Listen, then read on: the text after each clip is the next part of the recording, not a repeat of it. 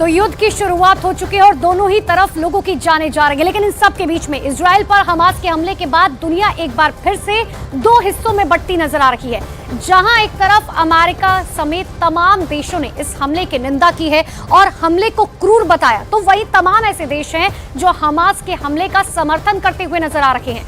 आखिर इस युद्ध में समझिए अमेरिका, फ्रांस, ब्रिटेन, दरअसल उन देशों के नाम आपको बता रहे हैं कि आखिर इजराइल के साथ कौन कौन से देश जो हैं वो खड़े हुए हैं। इन सब के बीच में आप समझिए कि आखिर वो कौन कौन से देश, America, France, Britain, Albania, Australia, Canada समेत तमाम ऐसे देश हैं जो इजराइल के साथ फिलहाल खड़े हुए नजर आ रहे हैं, क्योंकि उन्होंने साफ तौर पर कह दिया है कि देखिए जिस तरीके से हमास की तरफ से हमला किया गया वो सरासर गलत है। ब्रिटेन हो, भारत हो, साफ तौर पर यह कहा गया, साइप्रस, जॉर्जिया, हंगरी, इटली, दरअसल ये वो तमाम देश जो इजराइल के साथ खड़े हैं और कहा जा रहा है कि हर तरीके से मदद जो है वो इजराइल तक पहुंचाई जाएगी। इसमें स्लोवानिया, यूक्रेन, हंगरी, इटली जो है साफ तौर पर शामिल है। अब आपको ये भी बताते हैं कि आखिर फिलिस्तीन के साथ कौन कौन से देश हैं जो खड़े हुए हैं। दूसरी तरफ ईरान में इस हमले के समर्थन में जश्न जो है मनाया गया। देखिए सऊदी अरब, तुर्की, सीरिया, चीन, पाकिस्तान, ये वो देश है जो साफ तौर पर जश्न मनाते हुए नजर आ रहे हैं। वो साफ कह रहे हैं कि देखिए बहुत अच्छा हुआ हमला किया गया, क्योंकि लोगों को उनके अधिकारों से वंचित जो है काफी समय से रखा गया था, जिसमें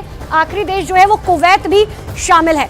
तो देखिए ये तमाम वो देश जो साफ तौर पर कह रहे हैं कि हम फिलिस्तीन के साथ खड़े हैं। कुछ देश जो है वो साफ तौर पर कह रहे हैं कि हम फिलहाल जो है इजराइल के साथ खड़े हैं। लेकिन एक बार फिर से समझिए, रशिया यूक्रेन युद्ध के बाद एक बार फिर से ऐसा युद्ध जिसकी वजह से दुनिया जो है दो टुकड़ों में बंटती हुई नजर आ रही है।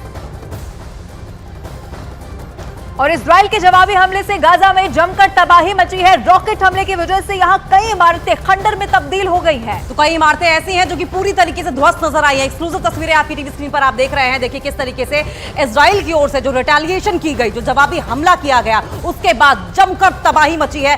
ब्लास्ट हुआ और ब्लास्ट के बाद किस तरीके से बिल्डिंग्स धराशायी हुई और बिल्डिंग्स के धराशायी होने के बाद जो धुएं का गुबार था और जो धूल का गुबार था वो पूरे आसमान में दिखाई दिया। और अगर हमास की तरफ से इजराइल के रिहायशी इलाके को निशाना बनाया गया तो इजराइल भी इसी पर अब काम कर रहा है। आप देखेंगे कि रिहायशी इमारतों को यहां पर तबाह कर दिया गया है। वहां पर लोग भी भागते हुए अपनी जान बचाते हुए दिखाई दे रहे हैं। ये भीषण युद्ध और भी ज्यादा अब जबरदस्त होता हुआ चला जा रहा है और इसी इमारत को एक बार फिर से निशाना बनाया गया है। तो देखिए ये जो तस्वीर हम आपको दिखा रहे हैं वो इजराइल के रिटेलिएशन की है। इजराइल के रिटेलिएशन की, अटैक के बाद की तस्वीरें हैं, जब इजराइल की ओर से एक के बाद एक ताबड़तोड़ रॉकेट दागे गए और रॉकेट के बाद ये तबाही इस तरीके से मची है। देखिए किस तरीके से बिल्डिंग्स वहां पर धराशायी हो गई हैं। यहां अगर आप देखेंगे तो आपको बिल्डिंग का मलबा दिखाई देगा और उसके बाद पूरे आसमान में सिर्फ और सिर्फ धुएं और धूल का गुबार दिखाई दे रहा है। और अलर्ट पर किस तरीके से सेना वहां पर रख दी गई है और पुलिस है अलर्ट पर। ये आप पुलिस की गाड़ियां जो खड़ी हैं यहां से आप समझ पाएंगे। और ये हमले की ताजा तस्वीर है जो निकलकर सामने आई है। लेकिन ये एक तस्वीर नहीं, अब एक और तस्वीर आप देखिए।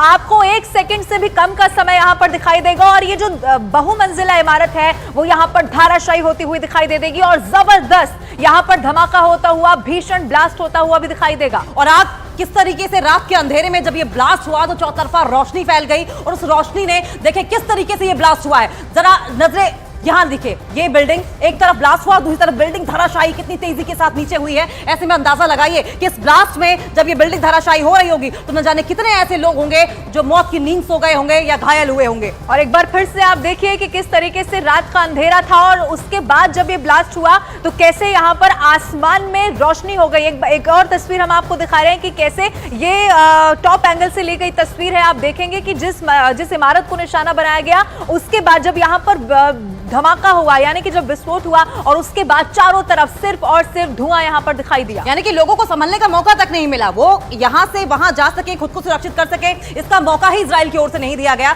देखिए ये एक ब्लास्ट, उसके बाद उधर ब्लास्ट और उसके बाद इधर भी ब्लास्ट होता है और उसके बाद सिर्फ और सिर्फ पीछे तबाही के निशान और सिर्फ बर्बादी के निशान ये अटैक्स अपने पीछे छोड़कर जा रहे हैं। और उधर आतंकी संगठन हमास के हमलों का जवाब देने के लिए इजराइल की वायुसेना ने भी पूरी ताकत अपनी झोंक दी है और इजराइल के इस बदले की कार्रवाई की कई तस्वीरें भी हैं जो अब निकल कर सामने आने लगी हैं। और उन तस्वीरों में गाजा में कई हमले होते हुए दिखाई दिए हैं और इस दौरान वहां पर सिर्फ और सिर्फ धमाकों की ही आवाज सुनाई दी है।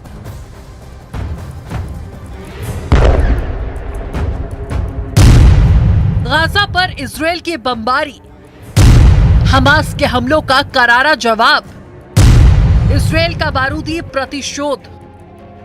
आतंकी संगठन हमास के हमलों का जवाब देने के लिए इसराइल की वायुसेना ने ताबड़तोड़ रॉकेट दागे।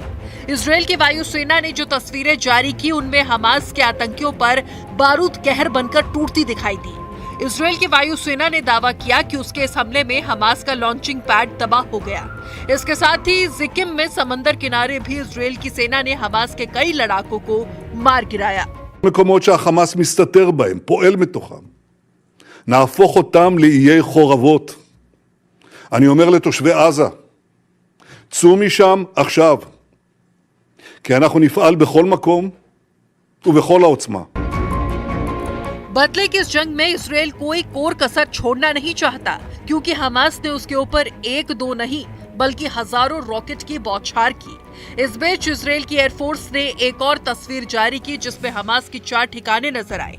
इसराइल की सेना ने दावा किया कि इन बहुमंजिले इमारतों को उसने हमला करके नेस्तनाबूद कर दिया। इसराइल के दावे के मुताबिक उसकी सेना ने गाजा में हमास के कई मिलिट्री कंपाउंड और मिलिट्री हेडक्वार्टर्स को तबाह कर दिया।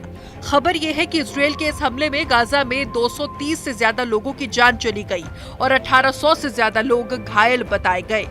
צה"ל יפעיל מיד את כל עוצמתו כדי להשמיד את יכולות חמאס. נכה בהם עד חורמה וננקום בעוצמה על היום השחור הזה שהם עוללו למדינת ישראל ולאזרחיה. यही नहीं, हमले के दौरान हमास ने इसराइल के कई नागरिकों और वहां के अफसरों को बंधक बनाने का दावा किया। हमास ने यह भी दावा किया कि उसके पास इतने बंधक हैं कि वो इसराइल की जेलों में सभी फिलिस्तीनी कैदियों को छुड़वा सकता है। हालांकि इसराइल के नागरिकों को बंधक बनाए जाने से नेतन्याहू ने हमास से हर हिसाब लेने की धमकी भी दी। אני אומר לחמאס, אתם אחראים לשלומם. ישראל תבוא חשבון עם כל מי שיפגע בסערה אחת מראשם. इसराइल पर हमले के बाद से ही उसके फाइटर जेट एक्शन में है और हमास के ठिकानों को चुन चुन कर तबाह किया जा रहा है।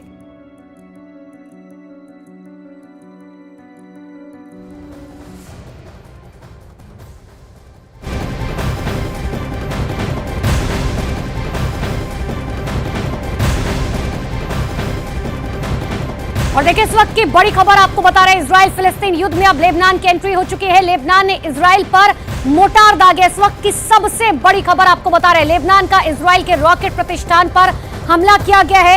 आतंकी हिजबुल्लाह ने हमले की जिम्मेदारी ली है। तो इस वक्त की सबसे बड़ी खबर आपको बता रहे हैं, पहले ही तमाम देश ऐसे हैं जो साफ तौर पर कह चुके हैं कि हम इजराइल का समर्थन करेंगे, जिसमें अमेरिका तक शामिल है।